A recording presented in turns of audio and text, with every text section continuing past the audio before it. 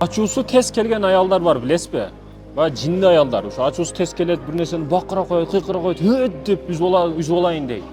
Бирдекени айтсаң туура эмес түшүнүп алат. Башка бир нерсени мисал келтиресиң, бирок ой башка жерде жүрөт. Эптеп ушу бирдекени ачуусу келип жинди кыйкырып, бакырып алайын дейт да. Кыйкырып, бакырып бирдеке кылгысы келет.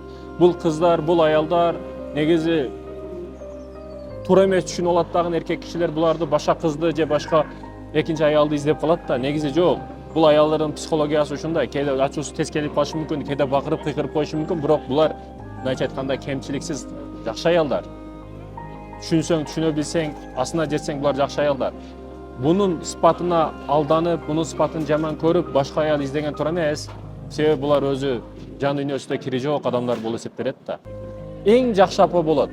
Балдарына эң жакшы апа болот. Сизге эң жакшы татыктуу өмүрлүк жолдош болот. Болгону сиз анын жакшына түшүнө албай атасыз да. Кээде мында ачуусу келип, ичидеги нерсени хыт деп мынтип жеп чыгарып бакыргысы келип кетет. Мындай учурда кичине сабыр кылып коюш керек болду.